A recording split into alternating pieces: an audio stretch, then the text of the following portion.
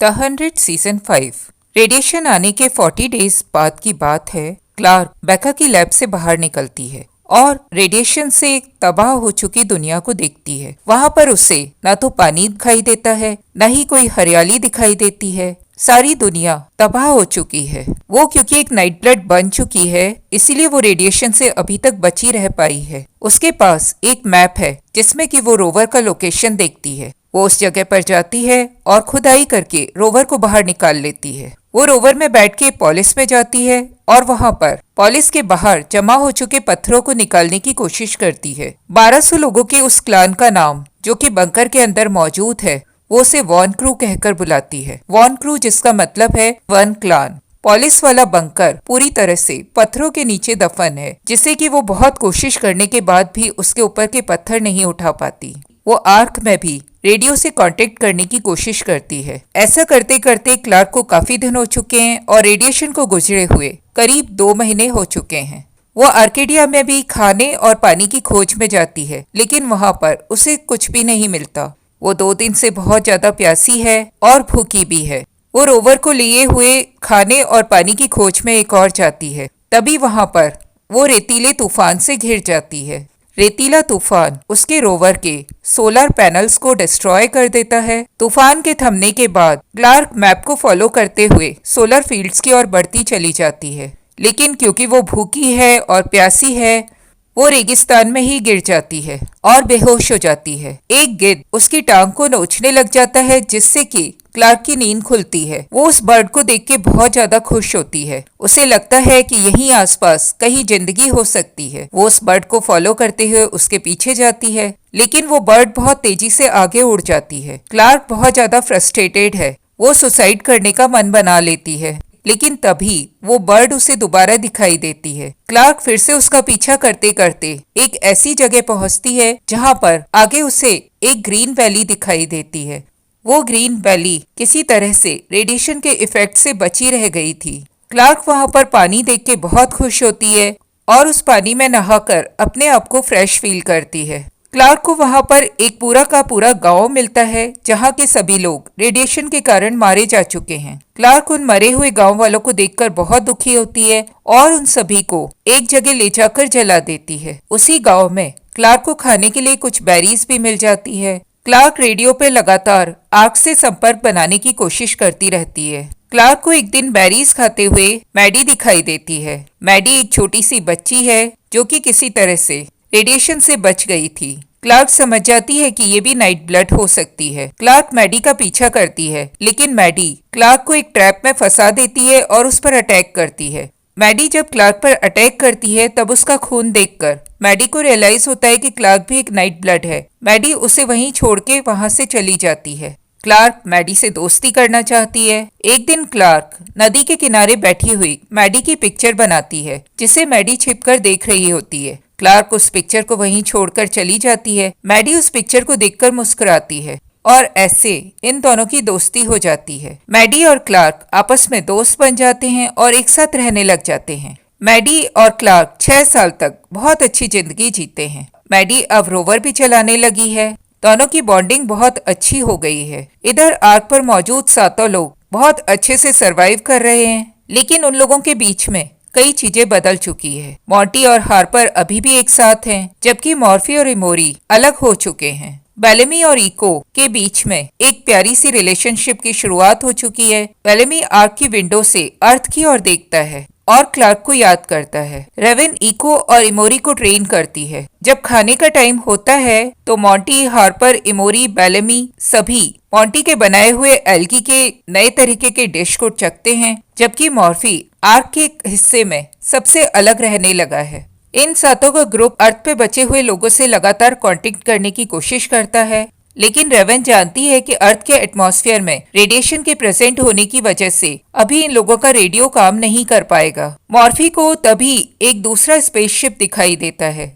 वो सभी देखते हैं कि एक ड्रॉप शिप ग्राउंड की तरफ बढ़ता चला जा रहा है। ये वही ड्रॉप शिप है जिसे कि क्लार्क और मैडी ने आसमान में देखा था। ये ड्रॉप शिप ग्रीन वैली की ओर बढ़ता चला जा रहा है। इस ग्रीन वैली को आर्क वासियों ने ईडन नाम दिया हुआ है। इन लोगों का ग्रुप डिसाइड करता है कि ये लोग अब आर्क को छोड़ देंगे और नीचे जाकर उस मदरशिप को देखेंगे कि उसमें कौन है। इधर धरती पर दिखाया जाता है कि ड्रॉप शिप में से कुछ बंदी बहुत सारे वेपन्स लिए हुए बाहर निकलते हैं। उन लोगों ने ग्रीन स्पॉट को आसमान से देख लिया था, इसीलिए वो लोग धरती पर इस जगह पर उतरे हैं। क्लार्क उन लोगों की जासूसी कर रही है। वो देखती है कि उन लोगों के पास किस तरह के वेपन्स हैं और वो लोग कितने हैं। ड्रॉपशिप से उतरे हुए कुछ लोगों को मैडी दिख जाती है। क्लार्क मैडी को बचाने के लिए उसके पीछे भागती है। क्लार्क और मैडी उन दो लोगों को मार डालते हैं, लेकिन उनकी चलाई हुई गोलियों से बाकी लोगों को पता चल जाता है कि वो लोग इस धरती पे अकेले नहीं हैं। इधर सेकेंड ऑन बंकर में तलवार की लड़ाई हो रही होती है, जिसे कि ऑक्टेविया थ्रोन पर बैठकर देखती है। नाथान, इंद्रा और गया भी इस लड़ाई को दूर से बैठ के देख रहे हैं। रेडिएशन के आने के 46 डेज की बात है। ऑक्टेविया बाकी लोगों के साथ बंकर में एक ब्लैंकेट चोर को पनिशमेंट देने के बारे में डिस्कशन कर रही है। उसी वक्त उन लोगों को बंकर के बाहर किसी के आने की आहट होती है।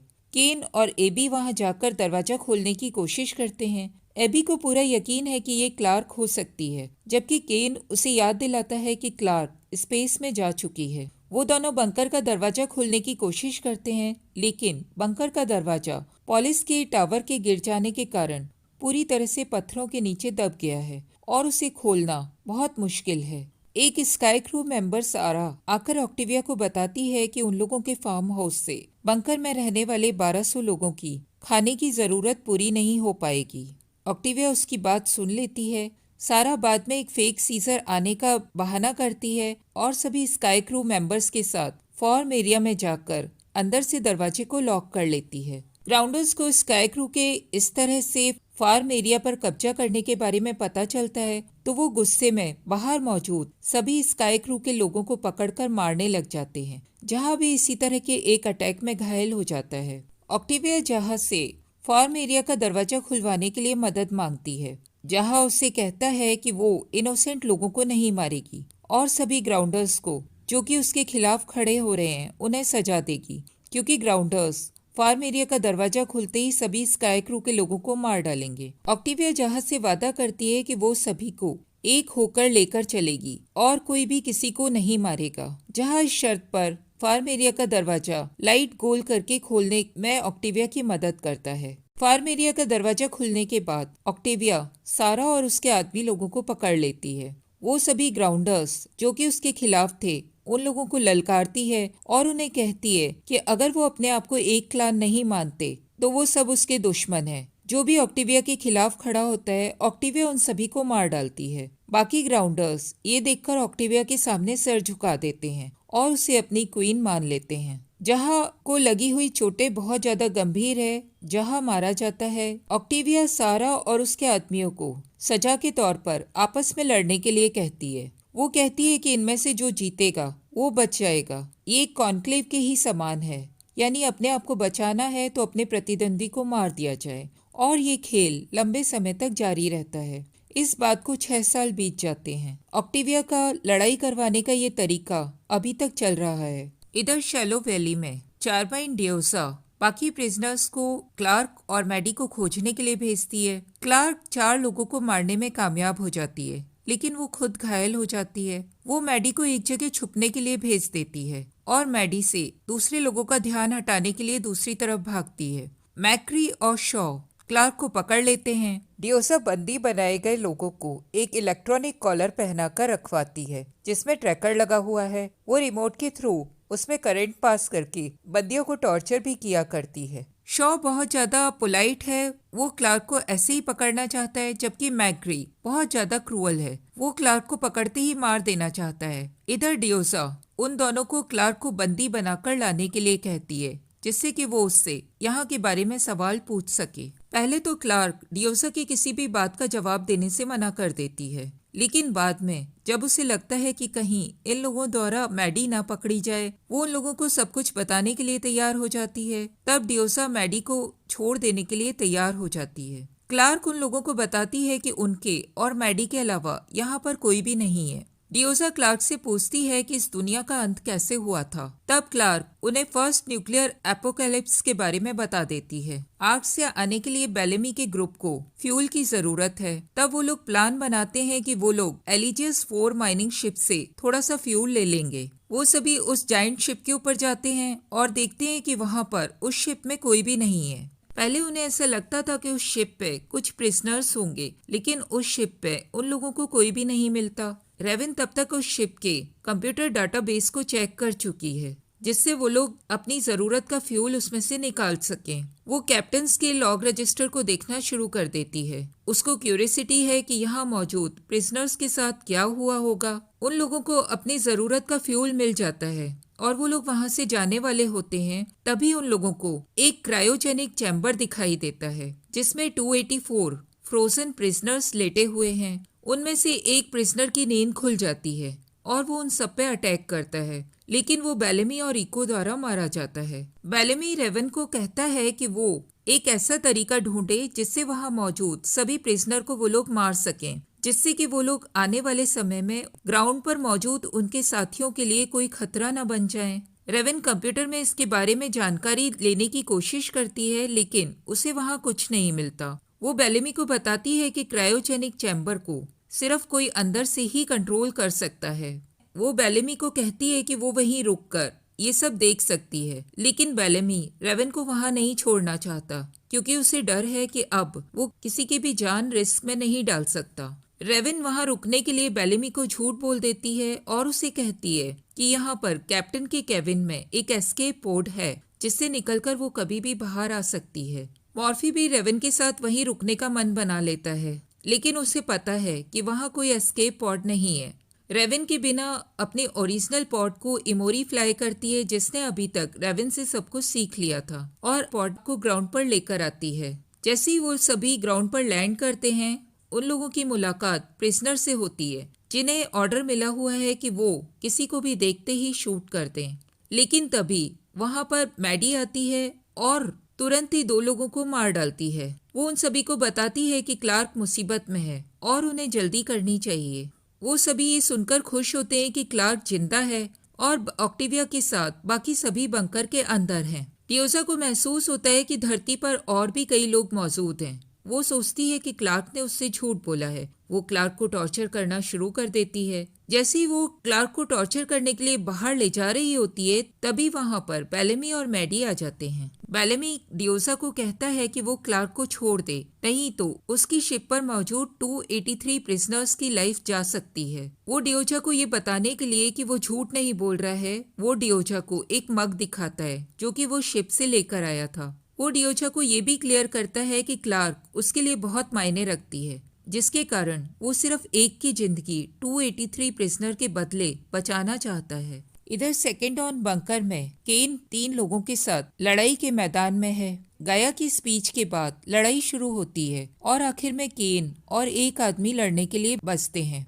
जैक्सन मिलर के पास जाता है और उससे एबी के बारे में पूछता है। हमें एबी की ओर ले जाया जाता है, जो कि एक जेल में बंद है और बाहर खड़े हुए गार्ड्स को ऑक्टिविया से मुलाकात करवाने के लिए कह रही है। इधर वापस हमें लड़ाई के मैदान की ओर ले जाया जाता है, जहाँ की केन अभी उस अपोनेंट से लड़ रहा है। केन नीचे गिर जाता है और अपोनेंट खुशी से जोर जोर से चिल्लाने लग जाता है, लेकिन उसके मुड़ने से पहले ही केन उठ खड़ा होता है और उसे मार गिराता है। गाया ऑक्टिविया से पूछती है कि क्या केन अब आजाद है। ऑक्टिविया उसे कहती है नहीं, वो कल दोबारा लड़ेगा। इधर बेलेमी मैक्रे और डेयोजा के साथ में है। शॉ वॉकी टॉकी पे स्पेस में बात कर रहा है। वो उन लोगों को बताता है कि किसी ने उनके क्रायो रूम के रिमोट एक्सेस को ब्लॉक कर दिया है और उनके पॉड्स को भी ब्लॉक कर दिया है। अब ये लोग किसी भी प्रिजनर को जगा नहीं पाएंगे। बेलेमी उन्हें अपनी बात सुनने के लिए कहता है। डियोजा को समझ नहीं आ रहा कि वो लोग उसके शिप तक कैसे जा सकते हैं। वो उसे धमकी देती है कि अगर उसके आदमियों को कुछ हुआ, लेकिन बेलेमी उसकी बात को बीच में ही काटकर कहता है कि वो उसकी डील को पूरा करे और उसके आदमियों को कुछ नहीं होगा। डियोजा बेलेमी से जानना चाहती है कि वो उसकी क्या मदद चाहता है। बेलेमी चाहता है कि डियोजा बंकर के दरवाजे को खोलने में उसकी मदद करे, क्योंकि वो सभी माइनर्स हैं, इसीलिए उनके लिए ये कोई मुश्किल काम नहीं होगा। वो कहता है कि अगर वो लोग उसकी इस तरह मदद करेंगे तो वो उसके सभी आदमियों को जाने देगा और बाद में वो सभी उस वैली को 2 हिस्सों में बांटकर वहां रह भी सकते हैं। कुछ देर बाद हमें दिखाया जाता है कि क्लार्क, जो कि एक सेल में बंद थी, बेलेमी उसके पास आता है। क्लार्क और बेलेमी 6 साल बाद एक दूसरे से मिलते हैं। वो दोनों आपस में बात करते हैं। बेलेमी क्लार्क को बताता है कि डियोजा बंकर को खोलने के लिए तैयार हो चुकी है। इधर एलिजियस 4 माइनिंग शिप पर रेवन अभी तक कंप्यूटर के ऊपर काम कर रही है। मॉर्फी उसके पास आता है और उसे बताता है कि प्रिजनर्स अभी तक सो रहे हैं। रेवन उसे बोलती है कि उसे उन सब की चिंता करने की जरूरत नहीं है, वो सिर्फ अपनी चिंता करे। रेवन मॉर्फी को बताती है कि वो जानना चाहती है कि उनका सामना अब किससे पड़ रहा है। वो डियोजा की प्रोफाइल को खोलती है और पढ़ना शुरू करती है कि वो एक टेररिस्ट बन चुकी है। कई बॉम्बिंग कैंपेन में उसका नाम है, कई असैसिनेशन में उसका नाम है। अपने अरेस्ट के टाइम में डियोजा वर्ल्ड की मोस्ट वांटेड क्रिमिनल थी। उसी समय बेलेमी रेवन से रेडियो पर कांटेक्ट करता है और उसे डियोजा के सामने बताता है कि डियोजा अगर उसकी बात नहीं मानेगी तो रेवन उस प्लग को पुल कर सकती है और क्रायोजेनिक चैम्बर्स में मौजूद सभी लोगों को मार सकती है। बेलेमी क्लार्क को रेडियो थमा देता है और उसे रेवन से बात करने के लिए कहता है। रेवन और मॉर्फी दोनों क्लार्क से बात करके बहुत खुश होते हैं। डियोजा अपने क्रू को बंकर की ओर ले जाने के लिए तैयार करती है। शॉ डियोजा को मैग्रे से बात करते हुए सुन लेता है। डियोजा मैग्रे को बताती है कि क्लार्क की मदर एबी एक डॉक्टर है और उन्हें इस वक्त डॉक्टर की बहुत ज्यादा जरूरत है। वो एबी को यहाँ पकड़कर लाना चाहती है और उसे अपनी बीमारी का इलाज करने के लिए यूज करना चाहती है। उन लोगों का गैगेरिन शिप बंकर की ओर चला जाता है। सेकेंड ऑन बंकर में ऑक्टेविया और इंदिरा केन के पास पहुंचते हैं। ऑक्टेविया केन को बताती है वो क्राउड को अपनी तरफ करके अपनी आजादी को पा सकता है, लेकिन वो उन्हें वीकनेस दिखाकर उन्हें अपने अगेंस्ट भी कर सकता है। ऑक्टेविया केन को कहती है कि वो जानती है कि उसने दवाइयां नहीं चुराई है। वो उससे पूछती है कि वो उसे बता दे कि दवाई किसने चुराई है, तब वो उसे सेकंड चांस देने के लिए तैयार हो जाएगी। केन मानता है कि ऑक्टेविया ने अभी तक सभी को संभाल कर रखा हुआ है, लेकिन ऑक्टेविया उसे बीच में ही रोककर उसे सच्चाई बताने के लिए कहती है। वो कहती है कि अगर अब वो सच्चाई भी बता देगा तो भी वो उसे लड़ाई करने के लिए भेज देगी। केन उसे कहता है कि वो अब आगे और नहीं लड़ेगा। इंदिरा केन को एबी से मिलाने के लिए लेकर आती है। इंदिरा एबी को बताती है कि केन को अगले दिन की लड़ाई के लिए भी चूज किया गया है और वो ध्यान रखेगी कि उसके अपोजिट में कोई वीक कंटेस्टेंट ही आए। लेकिन अब केन क्योंकि खुद ही लड़ने से मना कर रहा है, इसीलिए वो नहीं जानती कि आगे क्या कर सकती है। इंदिरा एबी को कहती है कि वो केन को समझाकर उसे लड़ाई करने के लिए तैयार करे। एबी इंदिरा को बताती है कि उसी को ड्रग्स की आदत लग चुकी है और उसी ने मेडिसिन चुराई थी, लेकिन इंदिरा उसकी बात का भरोसा नहीं करती। वो कहती है कि केन ने पहले ही कहा था कि एबी उसको बचाने के लिए झूठ बोल सकती है। इंदिरा के जाने के बाद हमें पता चलता है कि एबी ने ही मेडिसिन चुराई थी और उसे इस बीच ड्रग्स की लत लग चुकी है। इंदिरा जब केन को वापस लेने के लिए आती है तब केन एबी को कन्फेस न करने के लिए कहता है और उसे आगे पिल्स न लेने के लिए भी कहता है। इधर एलिजियस 4 पर रेवन को पता चलता है कि गैगेरिन क्रू उसके सिस्टम को हैक करने की कोशिश कर रहा है। मॉर्फी इस बात को रेडियो पर बेलेमी को बताना चाहता है, लेकिन रेवन मॉर्फी को ऐसा करने के लिए मना करती है। वो इस सिचुएशन को खुद ही हैंडल करना चाहती है। लड़ाई के ग्राउंड में केन दूसरे अपोनेंट के सामने खड़ा हुआ है, लेकिन वो उसे देखकर उसे लड़ने के लिए मना कर देता है। ऑक्टेविया गुस्से में अंदर आती है और सभी को कहती है कि यू आर वॉन क्रू और you are the enemy, choose. Octavia उसे गिरा देती है और उसे लड़ने के लिए एनकरेज करती है। वो उसे मारने ही वाली होती है, तभी उन लोगों को जोर से आवाज सुनाई देती है और छत में से एक छेद किया हुआ दिखाई देता है। बंकर से धीरे धीरे बेलेमी नीचे उतरता है। ऑक्टेविया उसे देखकर हैरान हो जाती है। बेलेमी के पीछे पीछे क्लार्क भी उस बंकर के अंदर आती है। ऑक्टेविया ये देखकर शॉक्ड रह जाती है। डियोजा और मैग्रे अंदर आते हैं और लोगों को बाहर निकालने की कोशिश करते हैं, लेकिन कोई भी ऑक्टेविया की इजाजत के बिना बाहर निकलने से मना कर देता है। डियोजा बेलेमी से पूछती है कि वो यहाँ पर कितने लोगों को बचाने के लिए आए हुए हैं। बेलेमी उसे बताता है कि वो लोग 1200 लोगों को बचाने के लिए आए हुए हैं, लेकिन बेलेमी को बीच में ही रोककर ऑक्टेविया उन्हें बताती है कि नहीं, यहाँ पर सिर्फ 814 लोग ही बचे हुए हैं। एलिजियस 4 पर रेवन और मॉर्फी सिस्टम के हैक हो जाने के कारण डिस्कस करते हैं कि क्या उन लोगों को अब प्लग को पुल करने की जरूरत पड़ेगी और लोगों को मारने की जरूरत पड़ेगी। मॉर्फी इसमें रेवन को कहता है कि वो ये काम अकेले कर सकता है, इसमें रेवन को कुछ भी नहीं करना पड़ेगा। बंकर के अंदर इंदिरा क्लार्क को एबी के पास लेकर जाती है। क्लार्क और एबी एक दूसरे को मिलकर बहुत खुश होते हैं। बंकर के बाहर आने वाली ऑक्टेविया सबसे पहली इंसान है। वॉन क्रू के सभी लोग एक एक करके बाहर आते हैं। बेलेमी देखता है कि मिलर के पास एक गन है। वो ऑक्टेविया के पास इस बारे में बात करने के लिए जाता है क्योंकि उसकी डियोजा के साथ डील हुई थी कि बंकर का कोई भी आदमी बाहर गन लेकर नहीं आएगा। उधर गैगेरिन शिप पर डियोजा और शॉ बात करते हैं कि एलिगियस 4 पर रहने वाले उनके लोगों को कैसे वो लोग हर्मेटिकली सील्ड कर सकते हैं। डियोजा शॉ को इंस्ट्रक्ट करती है कि वो एलिजियस 4 के डॉकिंग बे डोर्स को खोल दे जिससे कि रेवन और मॉर्फी को मार दिया जाए। इधर एलिजियस 4 पे रेवन और मॉर्फी को रियलाइज हो जाता है कि वो लोग प्लग को पुल करके सभी लोगों को मारने की जगह उन सबके चैम्बर्स को एक साथ ओपन कर सकते हैं,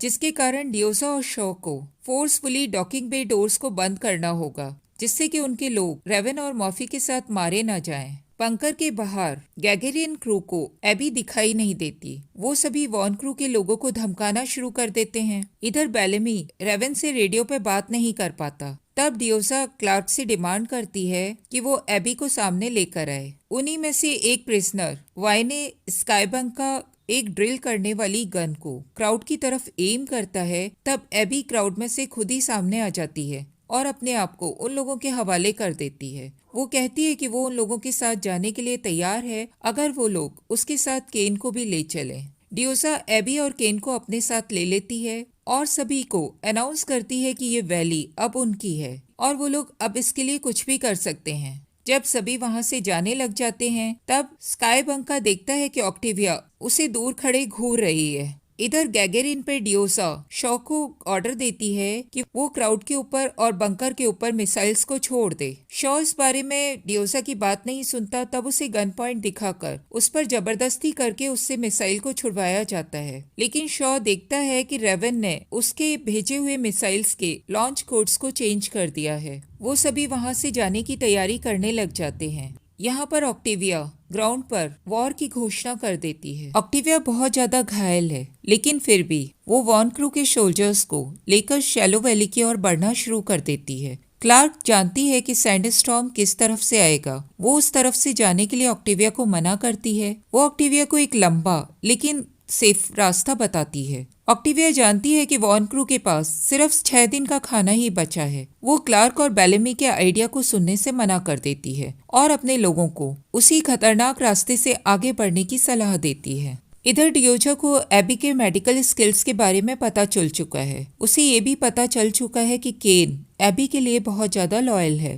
डियोजा एक प्रिजनर विंसेंट को एबी के पास लेकर आती है और उसे बताती है कि उसका डॉक्टर मारा जा चुका है और उसके कैंप में कई लोगों को एक बीमारी के सिम्टम्स दिखाई दे रहे हैं। वो एबी को विंसेंट की फाइल को स्टडी करने और उसका चेकअप करके उस बीमारी का कारण पता लगाकर उसे ठीक करने के लिए कहती है। वो बदले में एबी को ड्रग्स भी देती है, जिसके कारण एबी उसकी बात मान जाती है। एबी को विंसेंट को डायग्नोस करने के बाद पता चलता है कि वो जिस चीज की माइनिंग कर रहे हैं ये उसी के कारण हो रहा है। ये एक टाइप का कैंसर हो सकता है। डियोजा केन को अपने आदमियों से अपने पास बुलवाती है। वो उसे बताती है कि जब उसे पकड़ने के लिए सोल्जर्स आए थे तब उसने अपना खुद का गला काट लिया था ताकि वो जिंदा पकड़ी न जाए। वो केन से ऑक्टेविया के बारे में पूरी बातें बताने के लिए कहती है। मैक्रे एबी के पास जाता है और उसे अपनी फाइल निकाल कर देता है। मैक्रे एबी को बताता है कि वो भी उस अनजान बीमारी से पीड़ित है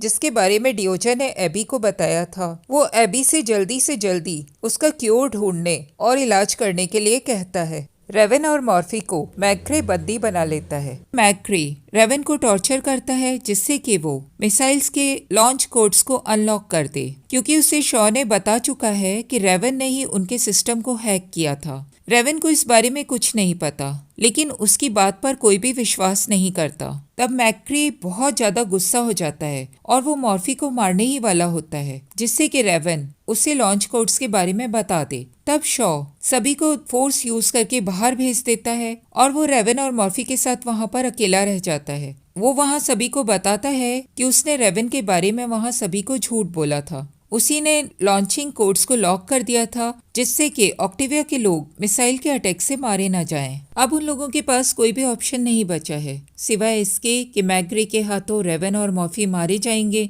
और डियोजा मिसाइल्स को लॉन्च कर देगी, जिससे कि वॉन क्रू के सभी लोग मारे जाएंगे। रेवन के दिमाग में ये सब सुनकर एक प्लान आता है, जिसमें शॉ उसका साथ देने के लिए तैयार हो जाता है और वो मॉर्फी को वहां से आजाद कर देता है। मॉर्फी जिससे कि जाकर अपने लोगों को मिसाइल्स के लिए पहले से वार्न कर दे और रेवन पूरे सिस्टम को अनलॉक कर दे। शॉ मॉर्फी को जाने देता है, लेकिन लोगों को दिखाने के लिए उसके गले में एक ट्रैकर पहना देता है। रेवन और शॉ दोनों प्रिटेंड करते हैं कि वो दोनों कोड्स को अनलॉक करने के ऊपर काम कर रहे हैं, लेकिन वो दोनों मॉर्फी को ट्रैक करते हैं और देखते हैं कि वो ऑक्टिविया की टीम के साथ संपर्क बनाने में कामयाब हो पाया कि नहीं हो पाया। लेकिन यहाँ पर भी उन लोगों के पास एक लिमिटेशन है कि मॉर्फी एक पर्टिकुलर एरिया से आगे नहीं जा सकता, क्योंकि उसका कॉलर बैंड उसे उस एरिया से आगे जाने की इजाजत नहीं दे रहा। मॉर्फी जाकर अपने साथियों को इस बारे में बताता है। इमोरी मॉर्फी के साथ वहीं रहती है और उसके साथी वॉन क्रू को वार्न करने के लिए आगे बढ़ जाते हैं।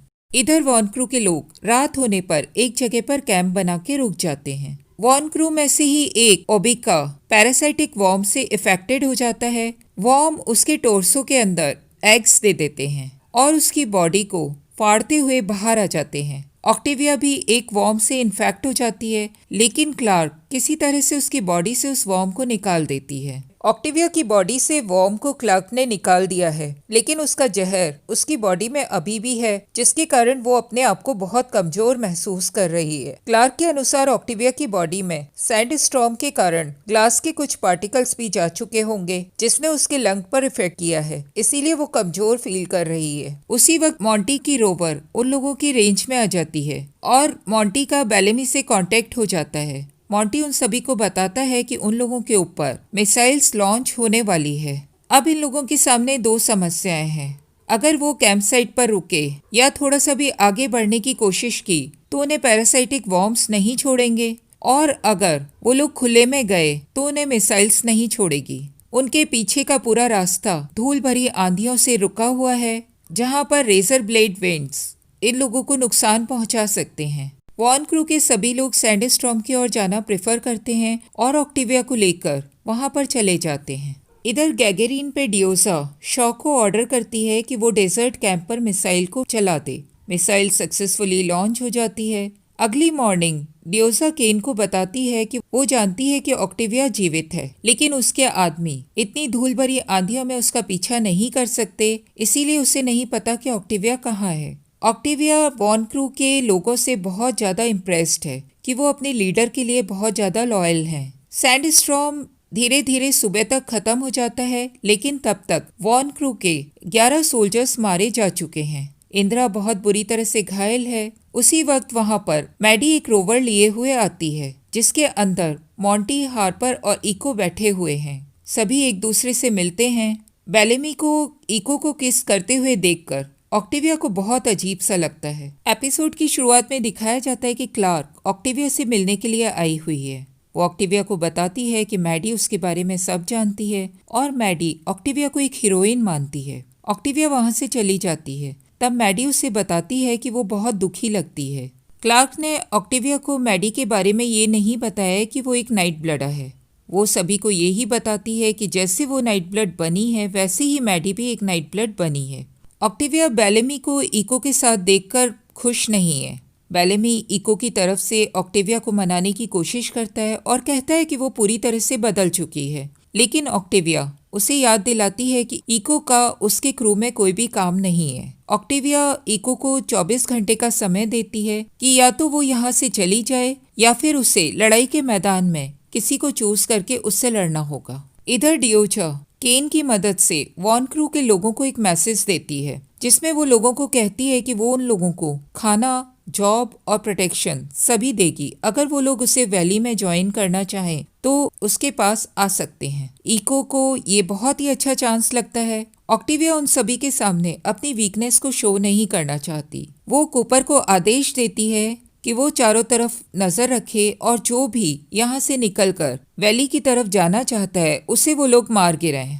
वो देखती है कि बेलेमी इको को गुड बाय कह रहा है। ऑक्टेविया इको को कहती है कि वो अभी भी अपने आप को प्रूव कर सकती है और जो लोग शैलो वैली की ओर उसके क्रू में से जा रहे हैं उनके नाम उसे दे सकती है। जबकि इको मॉन्टी के कहने से प्रिजनर्स आई सिग्नल को ब्लॉक करने की कोशिश कर रही है, जिससे कि वो लोग वॉन क्रू के आगे के मूवमेंट को देख ना पाए।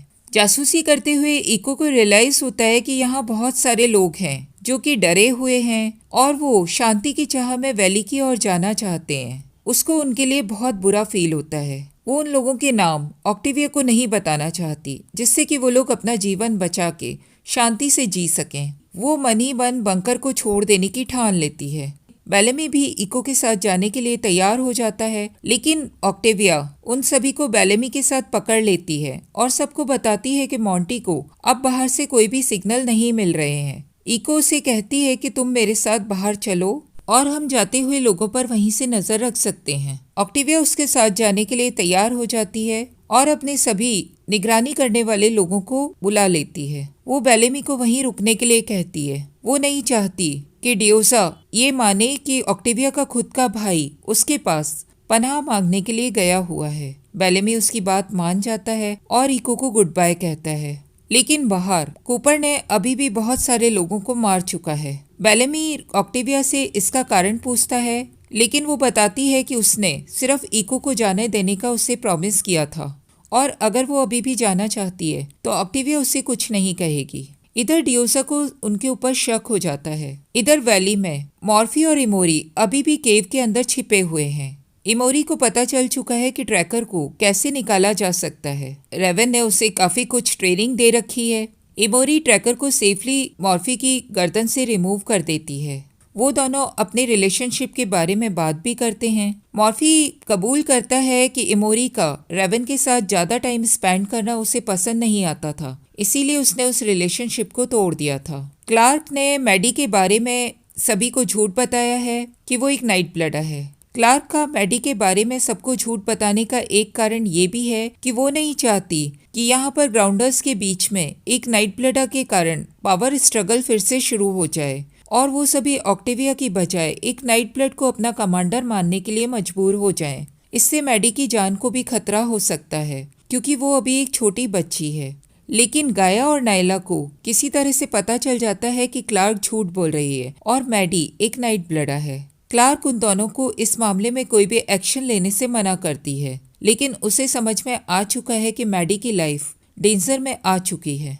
मैडी को बचाने के लिए क्लार्क भी वहां से निकलकर वैली की ओर जाना चाहती है, लेकिन मैडी उस जगह को छोड़कर नहीं जाना चाहती क्योंकि वो ऑक्टेविया को चाहने लगी है और उसे पता है कि डियोजा क्लार्क को देखते ही मार डालेगी। जब क्लार्क बेलेमी से इस बारे में बात कर रही होती है तब मैडी वहां से भागकर सीधा ऑक्टेविया के पास पहुंच जाती है। वो ऑक्टेविया को अपने बारे में सब कुछ बता देती है। क्लार्क उसको ढूंढती हुई वहां पहुंचती है और ऑक्टेविया से मैडी को वापस मांगती है। लेकिन क्लार्क को ये देखकर हैरानी होती है कि ऑक्टेविया एक ब्लड सेरेमनी परफॉर्म करती है और मैडी को वॉन क्रू के अंदर ले लेती है। ऑक्टेविया सबको अनाउंस करती है कि मैडी अब आने वाले समय में उससे ट्रेनिंग लेगी और आने वाली अगली कमांडर बनेगी। ऑक्टेविया क्लार्क को प्रॉमिस करती है कि वो इसका सीक्रेट अपने पास रखेगी और उसे हर तरह से प्रोटेक्ट करेगी। इको बचे हुए लोगों के साथ डियोजा के कैंप तक पहुंच चुकी है। डियोजा ने प्रिकॉशन के लिए उन सभी के गले में कॉलर बैंड पहना दिया है जिससे कि ये लोग उसे धोखा देने की न सोचें। इको ने अपने साथ आए हुए एक साथी के घाव में एक ट्रैकर को छुपा के रखा हुआ है। डियोजा के जाने के बाद वो उस ट्रैकर को उसके घाव से निकाल लेती है। तब हमें रिवील होता है कि इको ऑक्टेविया की तरफ से जासूस बनकर यहाँ पर आई हुई है। यहाँ उसकी मुलाकात केन से भी होती है।